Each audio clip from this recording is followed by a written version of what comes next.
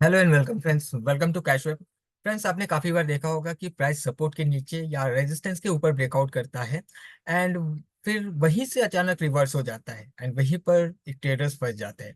Right, अब सवाल ये है कि ये जो भी ब्रेकआउट होता है ये रियल ब्रेकआउट है या फेक मूव है, सिर्फ और सिर्फ लिक्विडिटी लेने के लिए।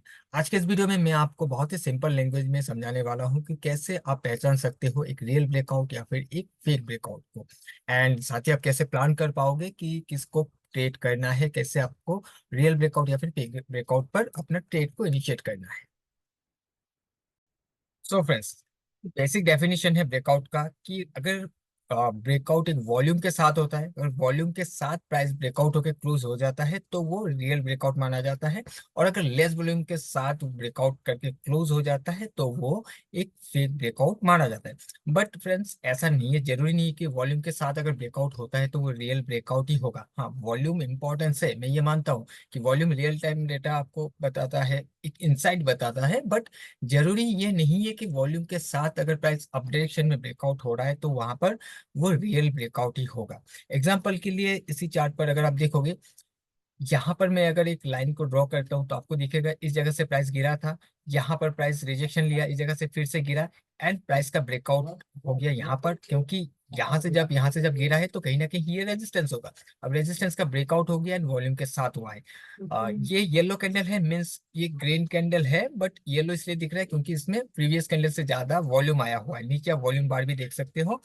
ये कलर लगाया हुआ है ताकि समझाने के लिए दिक्कत ना हो, नीचे वॉल्यूम देखने में थोड़ा सा आप लोगों को तकलीफ हो सकता है। एंड जो ब्लैक कलर का कैंडल दिख रहा है ये बेरिश कैंडल है, इसका मतलब है कि पिछले कैंडल से ज्यादा वॉल्यूम आया। ओके, और सो यहाँ पर वॉल्यूम के साथ ब्रेकआउट हुआ है, इसके ऊपर भी जब प्राइस ट्रेड कर रहा था वॉल्यूम का ब्रेकआउट आ रहा है, बट फिर भी प्राइस इसके ऊपर सस्टेन नहीं कर पाया। देखिए प्राइस नीचे गिर गया, जबकि प्राइस अपने इस जगह पर एक रेजिस्टेंस फॉर्म किया था, रेजिस्टेंस का ब्रेकआउट हुआ, वॉल्यूम के साथ हुआ, फिर भी क्यों नहीं जा पाया, ये गिर गया है।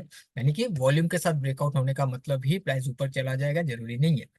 इसी के साथ अगर हम थोड़ा सा पीछे जाए तो आपको दिखेगा कि इस प्राइस में यहाँ पर एक लो बना, इस जगह से फिर से प्राइस में एक बाउंस देखने के लिए मिला। तो कहीं ना कहीं रिटेल ट्रेडर के नजर में यहाँ पर ये एक सपोर्ट फॉर्मेशन हो सकता है, क्योंकि प्राइस यहाँ से भी बाउंस किया, यहाँ से भी बाउंस किया। अब जब ये ब्रेकडाउन हो रहा है, वॉल्यूम के साथ हो रहा है, मीन सपोर्ट का ब्रेकडाउन हो रहा है। अगर सपोर्ट का ब्रेकडाउन हो रहा है तो कहीं ना कहीं प्राइस को नीचे जाना चाहिए। तो प्राइस यहाँ पर देखिए, प्राइस नीचे जा पाया, नहीं जा पाई, यही से प्राइस फिर से रिवर्स किया, रिवर्स करके प्राइस यहाँ पहुंच गया। अगर इस ब्रेकडाउन पर कोई शॉर्ट करता तो इसका यहाँ पर स्टॉप लॉस हो जाता। अगर इस ब्रेकआउट पर कोई स्टॉप बाई करता तो इनका स्टॉप लॉस यहाँ कहीं हिट हो जाता। इसका मतलब ये है कि वॉल्यूम के साथ ब्रेकआउट होने का मतलब ही ये नहीं है कि यहाँ पर ब्रेकआउट जो है वो रियल है, सस्टेनेबल ब्रेकआउट है, ऐसा जरूरी नहीं है। ओके, सो अब सवाल ये है कि इसको हम कैसे पहचाने या फिर इस ट्रैप से हम कैसे बचें। तो उसके लिए आपको मार्केट स्ट्रक्चर एंड लिक्विडिटी को समझना पड़ेगा। मार्केट स्ट्रक्चर के बारे में मैंने ऑलरेडी आप लोगों को बताया हुआ है, चैनल पर जाकर चेकआउट कर सकते हो। स्ट्रक्चर मैपिंग कैसे करता है वो मैंने वहां पर दिखाया हुआ है, एंड इसी के साथ लिक्विडिटी का भी कॉन्सेप्ट क्या है, क्या बेसिक है, वो भी मैंने आपको बताया हुआ है कि मार्केट में कैसे लिक्विडिटी क्रिएट करता है, क्यों क्रिएट किया जाता है उसको, क्यों और कैसे उसको हंट किया जाता है। एग्जाम्पल के लिए मैं यहाँ पर अगर आपको दिखाऊं, मान लीजिए कि यहाँ पर एक कोई भी एक लेवल है जहां पर प्राइस जा रहा है एंड प्राइस यहाँ पर ऐसे गया, फिर वहां से प्राइस नीचे गिर गया, फिर प्राइस ऊपर गया, फिर प्राइस नीचे गिर गया। अब जब ऐसे नीचे गिर रहा है एक ही एरिया से, सबके नजर में ये रेजिस्टेंस है, प्राइस फिर से ऊपर गया, यहाँ पर जाकर फिर प्राइस ऐसे आया। अब यहाँ पर देखिए कि प्राइस अपना एक लेवल से, प्राइस एरिया से ये बार बार ये गिर रहा है, तो ये एक रेजिस्टेंस होगा सबके नजर में, हर किसी के नजर में ये दिख रहा है कि इस जगह से प्राइस में रिजेक्शन हमें दिख रहा है, तो ये रेजिस्टेंस है। अब सबसे पहले इस जगह पर जैसे ही प्राइस जाएगा यहाँ पर लोग शॉर्ट करेंगे, सेल करेंगे, क्योंकि रेजिस्टेंस है। जैसे ही सेल करेगा इसके ऊपर क्या होगा, स्टॉप लॉस प्लेस हो जाएगा, नंबर वन। नंबर टू ये होगा कि इसके बाद अगर प्राइस में ब्रेकआउट होता है, यहाँ से मान लो कि प्राइस ऐसे करके ब्रेकआउट करके ऊपर जाकर क्लोज कर गया, जैसे ही ब्रेकआउट क्लोज कर ऊपर जाकर क्लोज करेगा यहाँ पर रिटेल ट्रेडर्स यहाँ पर बाई करेंगे। अब उसके बाद प्राइस ऐसे ऊपर गया, ऊपर जाने के बाद प्राइस में फिर से हमें एक रिट्रेसमेंट देखने के लिए मिलेगा, एंड इस रिट्रेसमेंट में इसका जब रिटेस्ट होगा, काफी लोग रिटेस्ट पर ट्रेड करते हैं, इसको टच करने के बाद ट्रेड बनाया जाएगा, ट्रेड बनाने के बाद प्राइस में फिर से हमें कुछ इस तरीके का कैंडल दिखेगा जो कि अपसाइड में आपको इंडिकेट करेगा एंड उसके बाद जो हमें नेक्स्ट मूव देखने के लिए मिलेगा कुछ वैसे, यानी कि यहाँ पर रिटेल ट्रेडर फंस गया है। सबसे पहले यहाँ पर शॉर्ट किया था, इनका स्टॉप लॉस हिट हुआ क्योंकि प्राइस ऊपर चला गया। उसके बाद जैसे ब्रेकआउट हुआ, ब्रेकआउट पर अब यहाँ पर लोग बाई करने लगे क्योंकि रेजिस्टेंस ब्रेकआउट हुआ। अब बाई करने लगे तो इनका स्टॉप लॉस डेफिनेटली नीचे होगा, हो सकता है यहाँ यहाँ या यहाँ पर मैक्सिमम। अब उनका भी सारा स्टॉप लॉस खाते हुए नीचे आना स्टार्ट हो जाएगा, राइट। अब यहाँ पर एक्चुअल में क्या हुआ कि ब्रेकआउट होने के बावजूद प्राइस नीचे आ जा रहा है, ऊपर नहीं जा रहा है। इसके लिए आपको समझना होगा कि मार्केट स्ट्रक्चर क्या है। अगर मार्केट का जो फ्लो है वो डाउन साइड में है, ध्यान दीजिएगा कि अगर मार्केट का फ्लो डाउन साइड में है तो आपको ब्रेकआउट पर रिलाई करना नहीं है, बहुत ज्यादा भरोसा करना नहीं है। वो ब्रेकआउट सक्सेस होने का चांसेस बहुत कम है, राइट। वो ब्रेकआउट सिर्फ और सिर्फ फेक मूव होता है रिटेलर को फंसाने के लिए। अगर आप ट्रेंड के अगेंस्ट में जाओगे तो आपको वहां पर लॉस उठाना ही पड़ेगा। ट्रेंड अगर डाउन साइड में है, इसका जो भी स्ट्रक्चर है, मान लेते कि स्ट्रक्चर कुछ लोअर लो में है, अगर लोअर लो का स्ट्रक्चर है, ट्रेंड डाउन साइड में है, बीच में बहुत सारा नखरा दिखाएगा, बहुत सारा पैटर्न डेवलप करेगा, double top, triple top, double bottom, triple bottom, कोई वेज पैटर्न, कोई ट्राइंगल पैटर्न, बहुत कुछ बनाएगा। एंड उसका ब्रेकआउट दिखाएगा ऑफ साइड में, यानी कि इस ब्रेकआउट पर रिटेल ट्रेडर्स अपना इंटरेस्ट दिखाएंगे बाई करने के लिए, वही एक इंस्टीट्यूशंस अपना सेल ऑर्डर को प्लेस करेगा। आप इस चीज को समझिए कि किसी इंस्टीट्यूशंस को शॉर्ट करना है, सेल करना है, अगर इसको सेल करना है तो उनको क्या चाहिए, बायर्स चाहिए, राइट। इनको बायर्स चाहिए, जब तक बायर्स नहीं आएगा तब तक वो सेल नहीं कर पाएंगे अपना जितना भी क्वांटिटी शॉर्ट करना है। छोटा मोटा क्वांटिटी का शॉर्ट या लॉन्ग करते नहीं है, बहुत बड़ा ऑर्डर प्लेस करते हैं इंस्टीट्यूशन। अब यहाँ पर जब डबल टॉप बना हुआ, इक्वल इक्वल हाई बना हुआ है, सबसे पहले रिटेल ट्रेडर्स को ये दिख रहा है कि यहाँ पर रेजिस्टेंस है, यहाँ पर रेजिस्टेंस है, यहाँ पर जाते ही शॉर्ट करेंगे रिटेल ट्रेडर, जैसे शॉर्ट करेंगे इनके ऊपर स्टॉप लॉस प्लेस हो जाएगा। अब स्टॉप लॉस होता है बाय ऑर्डर, जब सेल करेंगे वो सेल के अगेंस्ट पे जो स्टॉप लॉस प्लेस करेगा वो हो जाएगा by order, number one. Number two, जब ये ब्रेकआउट होकर ऊपर क्लोज हो जाएगा तो रिटेल ट्रेडर्स यहाँ पर बाई करेंगे, तो दोनों ही तरफ से यहाँ पर बाई ऑर्डर ही प्लेस हो रहा है, बाई ऑर्डर ही ट्रिगर हो रहा है। तो जब बाई ऑर्डर भर भर के यहाँ पर बाई ऑर्डर ट्रिगर होगा एंड उसी एरिया पर वही एक छोटा सा कोई एक जोन पर अगर आपको दिख रहा है कि बहुत ज्यादा वॉल्यूम का ब्रेकआउट आ रहा है और प्राइस में बहुत ज्यादा मूवमेंट नहीं हो रहा है, इसका मतलब क्या है कि इसी एरिया पर सेल भी किया जा रहा है। क्योंकि अगर बाई ऑर्डर प्लेस हो रहा है, बाई ऑर्डर ट्रिगर हो रहा है, कोई ना कोई इसके अगेंस्ट पे सेल करना ही पड़ेगा। और वो सेल कौन कर रहा है, यहाँ पर इंस्टीट्यूशंस कर रहा है, राइट। क्योंकि उनका ऑर्डर बहुत बड़ा है, एक ही बार में वो ट्रिगर नहीं होगा, धीरे धीरे करके आपको उसी एरिया पर चार पांच कैंडल दिखेगा, वॉल्यूम का ब्रेकआउट दिखेगा, प्राइस को ऊपर जाने नहीं देगा, उसी एरिया पर वो अपना ऑर्डर को पंच करता रहेगा, सेल करता रहेगा। जैसे ही बायर्स, अगर वहां पर मान लो कि अवेलेबल बायर्स नहीं है, बायर्स को इनवाइट करेगा, प्राइस को वहीं पर होल्ड करके रखेगा। ब्रेकआउट ऑलरेडी हो चुका है, सबको दिखेगा, नया बायर्स, नया एक ट्रेडर्स उसी टाइम अगर मार्केट में मान लेते हैं कि एंटर किया है, अपने टर्मिनल को ऑन किया, उनको भी दिखेगा कि यहाँ पर ब्रेकआउट होकर ऊपर सस्टेन कर रहा है, वो भी बाय करेगा। उसको रिटेल इंस्टीट्यूशंस अपना माल को बेच देंगे। जैसे ही अपना माल बेचकर कंप्लीट हो गया, बस प्राइस को गिरा देंगे, क्योंकि वहीं से एक सप्लाई क्रिएट करेगा। और सप्लाई क्रिएट करने के बाद प्राइस में जैसे ही टर्न आएगा, वहीं से हर एक ट्रेडर्स निकलना स्टार्ट हो जाएगा, अपना स्टॉप लॉस जो भी यहाँ से बाई करके गया था, उनका स्टॉप लॉस जो नीचे नीचे रहेगा सब निकलना स्टार्ट हो जाएंगे। जैसे वो अपना एग्जिट बनाते रहेंगे, प्राइस में आपको स्विफ्ट दिखता रहेगा, नीचे गिरता हुआ दिखता रहेगा। अब यहाँ पर क्या हुआ, ये रियल ब्रेकआउट नहीं है, ये फेक ब्रेकआउट है। यहाँ पर सिर्फ और सिर्फ लिक्विडिटी लेने के लिए ही इस ब्रेकआउट को किया गया है। अब लिक्विडिटी को समझना है तो इसको दो हिस्से में आप थोड़ा इजी हो जाएगा। लिक्विडिटी को अगर समझना चाह रहे हो, दो हिस्से मतलब एक आप मान लो कि लिक्विडिटी ग्रैब और एक लिक्विडिटी स्वीप। लिक्विडिटी ग्रैब क्या हो जाता है कि जो हमने आपको लास्ट वीडियो में जो लिक्विडिटी का कॉन्सेप्ट में बताया था कि किसी भी एक पर्टिकुलर जोन पर बहुत ज्यादा जब स्टॉप लॉसेस क्रिएट हो जाता है एंड स्टॉप ऑर्डर क्रिएट होता है, और उसी एरिया पर फिर से जो इंस्टीट्यूशंस अपना ऑर्डर को फिल करता है, प्राइस को बहुत ज्यादा हलचल किए बिना, इम्पैक्ट किए बिना कि प्राइस एकदम बहुत ज्यादा हलचल कर रहा है, ऐसा किए बिना, तो वो होता है लिक्विडिटी गैप। क्योंकि प्राइस, इसको प्राइस अपना किसी एक जोन पर ही लॉन्ग या शॉर्ट करना होता है। तभी वो प्राइस को बहुत ज्यादा हिलने नहीं देंगे, किसी एक रेंज पर ही अपने ऑर्डर्स को फिल करना स्टार्ट करेगा। एंड उसके बाद जो मूवमेंट आएगा नीचे की तरफ, मान लेते हैं कि इसी केस में प्राइस में जब मूवमेंट आएगा, उस मूवमेंट में जब आपको दिखता है ना बहुत बड़ा बड़ा कैंडल गिरता हुआ आता है, वो होता है लिक्विडिटी स्विप। कि प्राइस हर एक स्टॉप लॉस को स्विप करते हुए प्राइस गिर रहा है, स्पीड से मूवमेंट हो रहा है, वो होता है लिक्विडिटी स्विप। तो आपको सिर्फ और सिर्फ फ्लो के साथ चलना है। अगर फ्लो के अगेंस्ट में आपको दिखता है ब्रेकआउट हो रहा है, कोई भी पैटर्न्स बनाते हुए, डबल टॉप हो गया, इक्वल हाई हो गया, वेज पैटर्न, ट्रायंगल पैटर्न, कुछ भी बना रहा है और उसका ब्रेकआउट कर रहा है या ट्रेंड लाइन बनाकर ब्रेकआउट कर रहा है, तो उस पर बहुत ज्यादा रिलाई करना नहीं है। वो फेक ब्रेकआउट होने का चांसेस बहुत ज्यादा होता है। आपको वेट करना है, ये सोचते हो कि ब्रेकआउट फेक है, उसके बाद जब आपको फेक का कंफर्मेशन मिल जाएगा, फिर आप उसी डायरेक्शन में जाने की ही कोशिश करना। राइट। और दूसरा ये कि अगर आपको अगेंस्ट डायरेक्शन में ट्रेड करना है, यानी कि ट्रेंड के अगेंस्ट में अगर ट्रेड करना है आपको, उस तो आपको ये देखना होगा कि प्राइस कहाँ पर है।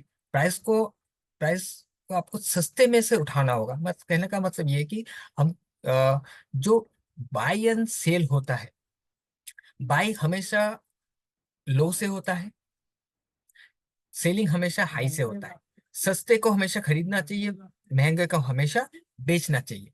अब अगर ट्रेंड जो है वो डाउन साइड का है, कुछ ऐसे ट्रेंड फ्लो चल रहा है, अगर ऐसा फ्लो चल रहा है तो प्राइस हर एक लोस को यहाँ पर ब्रेक करके आ रहा है। जब भी लो ब्रेक हो गया है, जब भी लो ब्रेक होके नीचे आ गया, इसका मतलब ये है कि अब प्राइस जो है ये सस्ता हो गया है, चीप हो गया है। राइट। अब सस्ता हो गया तो ये कहीं ना कहीं से प्राइस में बाइंग आएगा। एंड वो जो बाइंग है वो सिर्फ और सिर्फ रिट्रेसमेंट लेग होगा, क्योंकि जब बाइंग आएगा तभी वो एक प्रीमियम जोन पर जाएगा, तभी वो एक सप्लाई एरिया पर जाएगा, एंड सप्लाई एरिया से फिर से प्राइस गिरने की कोशिश करेगा। तो ये जो रिट्रेसमेंट एरिया है, अगर आप इसको पकड़ सकते हो तो आप ट्रेड कर सकते हो इस वाले एरिया को। लेकिन ब्रेकआउट को नहीं, ब्रेकआउट को नहीं मतलब इस एरिया पर कोई भी ब्रेकआउट दिखे, इस एरिया पर कोई भी छोटा मोटा आपको ट्रेंड दिखे, छोटा सा आपको स्ट्रक्चर ब्रेकआउट दिखे, तो फिर आप इसको जा सकते हो। ट्रेंड का चेंज होता हुआ अगर आपको दिखता है यहाँ पर, तो आप लॉन्ग साइड के लिए जा सकते हो इस ब्रेकआउट पर, क्योंकि ऑलरेडी ये सस्ता है और इसको कहीं ना कहीं अपने प्रीमियम जोन तक जाना है और वहां से फिर आपको शॉर्ट करना है। अब ये ऑलरेडी अगर ये ऊपर चला गया है और कहीं ना कहीं यहाँ पर इसका भी ब्रेकआउट कर रहा है, इस वाले हाई का ब्रेकआउट कर रहा है, तब भी ये फेक हो सकता है। ठीक है। दूसरा कि मान लो, मैं इसको थोड़ा सा क्लियर बनाता हूँ कि ऐसे करके प्राइस ये आया हुआ है, ऐसे करके ये आया हुआ है। अब इसके बाद जब प्राइस ऊपर जा रहा है, अगर ये इस लेग के अंदर घुस गया है, एंड इस लेग के अंदर घुसने के बाद यहाँ पर कोई भी आपको ऐसे इक्वल हाई, कुछ वेज पैटर्न, कुछ भी ट्रायंगल पैटर्न ऐसा दिखा रहा है, इसका ब्रेकआउट कर रहा है, तो ये फेक ब्रेकआउट ही होगा। क्योंकि यहाँ पर जब ये ब्रेकआउट कर रहा है इसके अंदर जाकर, इसका मतलब है कि यहाँ पर रिटेल ट्रेडर्स को इनवाइट किया जा रहा है ताकि वो बाई कर सके, एंड ये हायर एरिया पर जो भी पॉइंट ऑफ इंटरेस्ट होगा या सप्लाई एरिया होगा, इस एरिया से प्राइस को ऐसे करके गिरा दिया जाएगा। तो इस चीज का ध्यान दीजिएगा। और अगर ये इसको ब्रेक करता है तो फिर देखिए, इसका ब्रेक होने का मतलब ये कहीं ना कहीं ट्रेंड चेंज हो सकता है। लेकिन उसके लिए आपको इस चीज का ध्यान देना होगा कि प्राइस जब ऐसे करके नीचे आ रहा है, ऐसे करके नीचे आ रहा है और ये ब्रेकआउट यहाँ पर हुआ, ये ब्रेकआउट होने के साथ साथ तुरंत ही अंदर आना नहीं चाहिए। पहला कंडीशन ये होना चाहिए। ये ब्रेकआउट होने के बाद ये कंटिन्यूशन दिखाना चाहिए। कंटिन्यूशन दिखाएगा, या फिर अगर वो रिटेस्ट भी करता है, रिटेस्ट करने के बाद भी कंटिन्यूशन दिखाना चाहिए। यहाँ पर हमारा कोई भी प्लानिंग नहीं होगा, ये हमारे लिए कंफर्मेशन है कि ये ट्रेंड जो चल रहा था, अभी फ्लो जो था डाउन साइड के लिए, वो कहीं ना कहीं शिफ्ट हो गया। अब जब शिफ्ट हो गया उसके बाद जब प्राइस रिट्रेस करके आएगा, तब जाकर आपको प्लान करना है। क्योंकि अगर ये शिफ्ट हो गया है तो इस टाइम ये जो भी लो बना हुआ है, ये लो अभी फाइनल लो होना चाहिए, इस लो के नीचे प्राइस नहीं आना चाहिए। एंड ये इसके ऊपर से ही अपने स्ट्रक्चर को चेंज करना स्टार्ट करना चाहिए, तब जाकर फिर आप इसको प्लान कर सकते हो लॉन्ग साइड के लिए। अदरवाइज प्राइस अगर ब्रेक करता है, तुरंत ही अंदर आ जाता है, तो फिर इसको हम एक रियल ब्रेकआउट नहीं मानेंगे। देखिए, एक तो होता है वीक बनाकर आना, जो कि सबको मालूम है, वीक बनाकर अगर आता है तो ये कहीं ना कहीं फेक ब्रेकआउट है, अगर हम माने कि ये वाला हाई है। एंड उसी के साथ एक कैंडल ऐसे बनता है, कैंडल ऊपर गया है एंड वीक बनाकर नीचे आ गई, कोई भी कलर हो सकता है, ग्रीन एंड रेड जो भी हो सकता है, बट हमें दिख रहा है कि प्राइस ऊपर से रिजेक्ट होकर नीचे आ गया है। तो सबको दिख रहा है रिजेक्ट होके, तो हम इसको ठीक है ये फेक ब्रेकआउट है क्योंकि वीक बना हुआ है, क्लोज नहीं हुआ। लेकिन कई केस में आपको दिखेगा कि प्राइस ऐसे ब्रेकआउट हो गया है। अब ब्रेकआउट होकर क्लोज हो गया है, वॉल्यूम का भी ब्रेकआउट आ गया है, लेकिन नेक्स्ट कैंडल फिर से ये अंदर आ गया है। ये भी आपका फेक ब्रेकआउट है, ये भी लिक्विडिटी ग्रैब है। जैसे कि ये वीक बनाकर आया हुआ है, लेकिन ये एक कैंडल क्लोज हुआ, नेक्स्ट कैंडल ही अंदर आ गया, ये भी लिक्विडिटी ग्रैब ही माना जाएगा। ओके, क्योंकि जब तक प्राइस इसके ऊपर जाकर ट्रेड नहीं करेगा, जब तक इसके ऊपर कोई भी सेलर फेल नहीं होगा। जब ब्रेकआउट होता है, ब्रेकआउट होने के बाद प्राइस ऊपर चला जाना चाहिए एंड सेलर को फेल करके ऊपर चला जाना चाहिए। तब हमें समझ में आएगा कि हाँ, ये अब जो सप्लाई एरिया था अब ये फेल हो चुका है। अब कहीं ना कहीं प्राइस नीचे आने के बाद एक डिमांड को जनरेट करेगा एंड प्राइस अपसाइड के लिए मूव करना स्टार्ट कर देगा। अब ये थोड़ा सा हम चार्ट पर देखते हैं चीजों को, कुछ अगर नजर आता है तो। ऑलराइट, सो यहाँ पर जैसे कि मैंने आपको इस ये वाला एग्जांपल ऑलरेडी मैंने दिखाया हुआ है। इसका ट्रेंड अगर आप देखोगे, ट्रेंड डाउन साइड के लिए है। ये लोअर लो लोअर हाई बनाते हुए आ रहा था, और इस लोअर लो लोअर हाई के दौरान यहाँ पर इसने जो भी इक्वल हाइस का फॉर्मेशन किया, यहाँ पर जो भी रेजिस्टेंस फॉर्म किया, ये ब्रेकआउट हुआ, लेकिन ये फेल होकर नीचे आ गया। एंड उसी के साथ जो हमने ये लिक्विडिटी ग्रैब हुआ है एंड लिक्विडिटी स्वीप जो मैंने बताया था, वो आपको यहाँ पर देखने के लिए मिलेगा। यहाँ पर भी अगर आप देखोगे तो जो ट्रेंड है, जो स्ट्रक्चर है, वो लोअर लो लोअर हाई में ही हमें दिख रहा है यहाँ पर। और ये कैंडल देखिए, एक बहुत बड़ा स्ट्रॉन्ग मोमेंटम कैंडल हमें यहाँ पर देखने के लिए मिल रहा है, जो कि इसको हम कहते हैं कि ये लिक्विडिटी को स्विप करते हुए गया है। जो स्टॉप लॉसेस वगैरह हंट किया है, ये करते हुए कंटिन्यूअसली ऊपर गया है। अब यहाँ पर देखिए, ये कैंडल भी तो कोई रिटेलर ट्रेडर ने नहीं बनाया, राइट। यहाँ पर भी बहुत बड़ा पैसा लगा होगा। अब यहाँ पर बहुत बड़ा पैसा इंस्टीट्यूशंस का भी बाइंग है। अब क्यों बाइंग है कि प्राइस यहाँ से लेकर यहाँ तक चला गया? क्योंकि प्राइस लो पर है। सिंपल है कि प्राइस लो पर है, काफी नीचे है। अब इस लोअर एरिया पर कोई भी इंस्टीट्यूशन सेल करना नहीं चाहेगा। वो अपना ऑर्डर ऑलरेडी ऊपर सेल करके आए हैं, ये उनका प्रॉफिट है, राइट। ये ऑलरेडी जो नीचे आया है उनका प्रॉफिट है। आप हो सकते हो अपने प्रॉफिट बुक कर रहे हैं, या फिर वो अब वेट करेंगे, इंतजार करेंगे कि फिर से प्राइस हाई लेवल पर पहुंचे और वहां से अपना सेल ऑर्डर को बनाएंगे।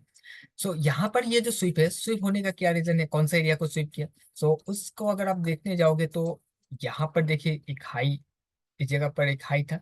इस हाई के ब्रेकआउट पर यहाँ से जो शॉर्ट करके आया हुआ है, डेफिनेटली इनका स्टॉप लॉस ऊपर होगा। यहाँ से जो शॉर्ट करके आया, शॉर्ट किया था, इनका स्टॉप लॉस ऊपर होगा। एंड जो यहाँ से शॉर्ट किया होगा, इनका स्टॉप लॉस भी ऊपर होगा। लेकिन इन सारे लोगों का स्टॉप लॉस को स्वीप करते हुए ऊपर चला गया, एंड लास्ट यहाँ पर जो स्टॉप लॉस था इसके ऊपर, वो भी जाकर हिट किया है। अब यहाँ पर इस चीज को समझिए कि इस जगह से अगर इंस्टीट्यूशंस ने बाई किया है, तो इनको एग्जिट भी करना पड़ेगा, सेल करना पड़ेगा। तो उनको भी अभी सेल करने के लिए भी उतना ज्यादा लिक्विडिटी चाहिए। वो लिक्विडिटी कहाँ पर मिलेगा? एक रेजिस्टेंस एरिया पर मिलेगा, जहां पर लोग रेजिस्टेंस एरिया पर पहुंचते शॉर्ट करेंगे, आप उसके ब्रेकआउट पर बाई करेंगे, ताकि इंस्टीट्यूशन अपने पोजीशन को सेल कर पाए। सो यहाँ पर देखिए कि प्राइस इस जगह पर ब्रेकआउट जैसे किया, यहाँ पर जैसे ही पहुंचा, यहाँ पर सेल ऑर्डर पंच हुआ होगा, ऊपर स्टॉप लॉस, यहाँ पे इसके ब्रेकआउट पर फिर बाय ऑर्डर पंच हुआ होगा रिटेल ट्रेडर का, एंड इंस्टीट्यूशन यहाँ पर सेल करना स्टार्ट कर दिया। उसी के साथ देखोगे तो ये जो टॉप था, इस टॉप के ऊपर से लिक्विडिटी को लिया, लिक्विडिटी ग्रैब किया, अपने ऑर्डर्स को एग्जिट किया या फिर न्यू ऑर्डर फिल किया, जो भी किया, उसके बाद प्राइस में डाउन साइड का मूवमेंट हमें कंटिन्यू होता हुआ दिखाए। क्योंकि ट्रेंड डाउन था, इतना बड़ा स्ट्रॉन्ग कैंडल बनने के बावजूद ट्रेंड ये अपसाइड में नहीं जा पाया। ये अपने स्ट्रक्चर को, अपने फ्लो को कंटिन्यू रखा। अब अगर इस वाले ब्रेकआउट पर कोई ट्रेड करोगे तो वहां पर आप टैप हो जाओगे। हाँ, यहाँ पर जो लोअर लेवल पर था, लोअर लेवल पर आकर जब ये ब्रेकआउट हुआ, इस ब्रेकआउट पर अगर आप ट्रेड करते तो अलग बात है। यहाँ पर क्योंकि अब अगर लोअर लेवल से ब्रेकआउट हो रहा है, तो कहीं ना कहीं ये अपने सप्लाई एरिया तक जाने की कोशिश करेगा, क्योंकि अब ये रिट्रेस करेगा, ऑलरेडी प्राइस नीचे आ चुका है। ओके, तो कुछ इस तरीके से आपको चीजों को देखना है, स्ट्रक्चर के साथ मैप करते हुए देखना है, एंड ये समझना है कि लिक्विडिटी कहाँ पर पड़ा हुआ है। ट्रेंड के अगेंस्ट में जाना नहीं है, ट्रेंड के साथ जाना है। एंड लिक्विडिटी कहाँ पर पड़ा हुआ है, स्टॉप लॉसेस कहाँ पर अवेलेबल होगा, इस चीज को आपको समझना है। जैसे कि मैंने थोड़ी देर पहले बताया कि एक ही लेवल पर अगर बहुत ज्यादा वॉल्यूम का ब्रेकआउट हो रहा है, मान लो कि ये रेजिस्टेंस ब्रेकआउट हुआ है, रेजिस्टेंस ब्रेकआउट हुआ, वॉल्यूम भी बढ़ रहा है इस एरिया पर, बट प्राइस मूव नहीं कर पा रहा है, वॉल्यूम बढ़ रहा है, प्राइस इसी जगह पर ट्रेड कर रहा है, यानी कि बाय एंड सेल हो रहा है। अगर बाई हो रहा है, ब्रेकआउट पर बाइंग हो रहा है, तो कोई ना कोई इसको सेल जरूर कर रहा है। अगर सेल कौन कर रहा है, सबको अगर मालूम है कि रेजिस्टेंस ब्रेकआउट पर प्राइस को ऊपर जाना है, प्राइस ऊपर चला जाएगा, तो वहां पर लोग बाई करेंगे। बट सेल क्यों करेंगे लोग, सेल करने वाला कौन है, क्योंकि यहाँ पर सेल करने वाला इंस्टीट्यूशन से रिटेलर बाई कर रहा है, इंस्टीट्यूशन अपना एग्जिट बना रहे हैं या फिर फेस सेलिंग कर रहा है। उसके बाद जैसे उनका एग्जिट कंप्लीट हो जाएगा या फिर सेल ऑर्डर जितना भी उनको सेल करना है पूरा फुलफिल हो जाएगा, उसके बाद मार्केट को गिरा देगा। ओके, आई होप कि आपको समझ में आया होगा। कोई भी कंफ्यूजन है तो मुझे कमेंट करके बता दीजिएगा, मैं कोशिश करूंगा कि आपको और भी अच्छे से चीजों को समझा सकूं। जब तक आप मुझे ये पता नहीं चलेगा कि आपका कंफ्यूजन कहाँ पर है, मैं कुछ एक्स्ट्रा यहाँ पर ऐड ऑन नहीं कर सकता। बाकी अगर वीडियो पसंद आया तो वीडियो को लाइक जरूर से कर दीजिएगा, एंड पहली बार चैनल पर आए हो तो चैनल को सब्सक्राइब भी कर दीजिएगा। सो आज के लिए इतना ही, हम मिलेंगे किसी और एक नए वीडियो में। Till then bye bye and safe day.